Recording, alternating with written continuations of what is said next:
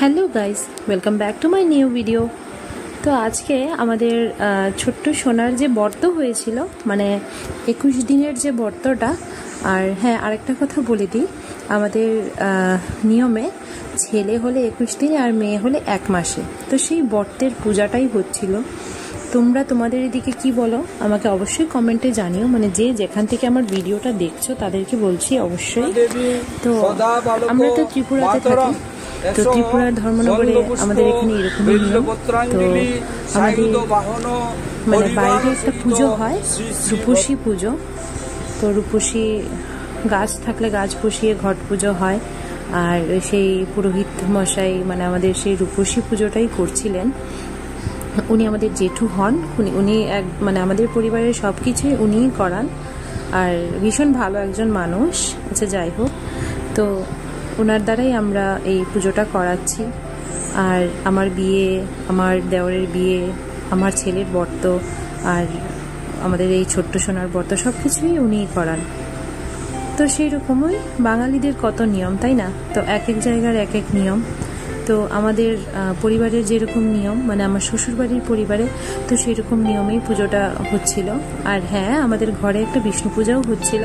সেটার মানে দেখানো সম্ভব হয়নি, কারণ একটু ব্যস্ত হয়ে পড়েছিলাম বাইরের এটা রেকর্ড করতে করতেই, তো সেটা দেখানো হয়নি। তো মানে ঘরে একটা নর্মাল যেরকম বিষ্ণু পূজা হয়, বিষ্ণুকে যেরকম পুজো দেওয়া হয় সেরকম একটা পুজো হচ্ছিল। এবার মানে আমাদের ছোট্ট সোনার মা ও গাছে পুজো করছিল। তো যেটা নিয়ম অনুসারে গাছের মধ্যে তেল, সিঁদুর, ডিম, দুধ ওইগুলো সব কিছু দিতে হয়, পান, সুপারি, মিষ্টি, যা যা নিয়মে থাকে ওইগুলো। তো সেটাই আর কি। তো বাঙালিদের কতই নিয়ম থাকে, এক এক জায়গায় এক এক রকমের ব্রতের নিয়ম বা এক একটা দিন। যেমন আমাদের এখানে 21 দিনে হয়, তো অনেকের ক্ষেত্রে কিন্তু আবার মানে 1 মাসেও হয়, মানে কোনো ঠিক ঠিকানা নেই।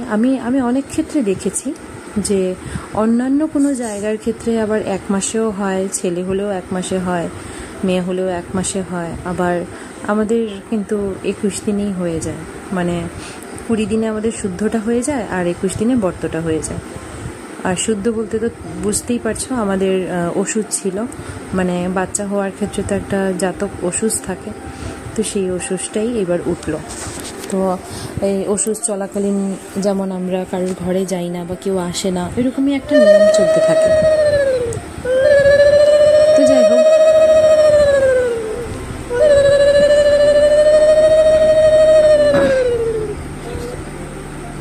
তো দেখো গাছের পুজোটা শেষ হয়ে গেছে। এইবার হচ্ছে আমাদের পরিবারের কিছু নিয়ম। তো নিয়মের ক্ষেত্রে দেখতেই পাচ্ছ এই লাউয়ের ডুগাগুলো ছিঁড়তে হচ্ছে, কাটতে হচ্ছে, মানে হাতেই কাটতে হবে, এরকমই একটা নিয়ম। আর পাটি বিছিয়ে ধান টান দিয়ে কি কি নিয়ম তোমরা অবশ্যই দেখতে পাবে। আমি ভিডিওতে যতটুকু সম্ভব রেকর্ড করে রেখেছি।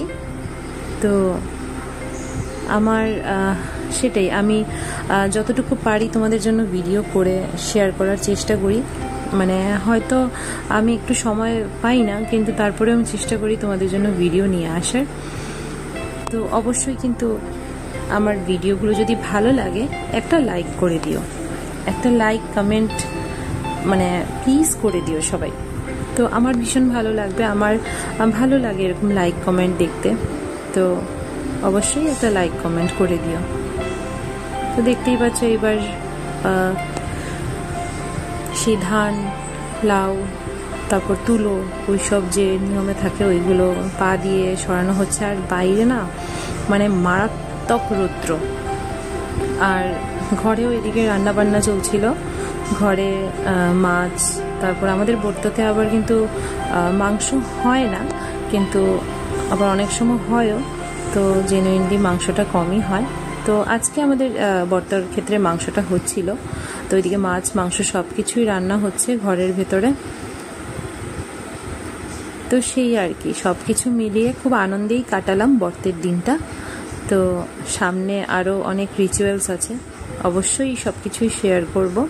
আর আমার ভিডিও সবার আগে তোমাদের কাছে মানে তোমাদের পেতে হলে অবশ্যই আমার চ্যানেলটিকে ফলো করে রেখো এবং সাবস্ক্রাইব করে রেখো ইউটিউব চ্যানেলটিকে।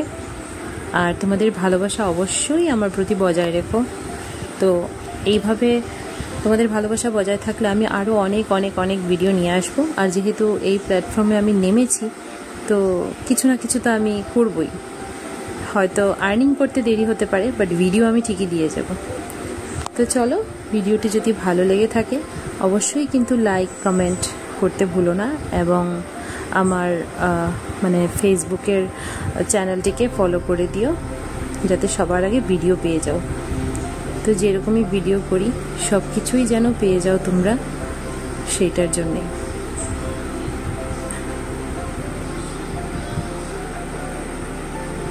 তো এই সবই কিন্তু আমাদের নিয়মের মধ্যেই পড়ে।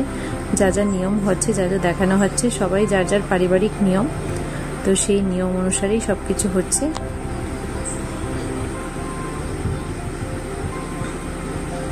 আর কি পর্যন্ত রোদে এই নিয়মটা হচ্ছে দেখতে পাচ্ছ, বাইরে কিন্তু অস্বাভাবিক রৌদ্র, আর বিশেষ করে বাচ্চাটার গায়ে কিন্তু মারাত্মক রৌদ্র লাগছিল। তো যাই হোক, ছাতা দিয়ে ম্যানেজ করা হচ্ছিল।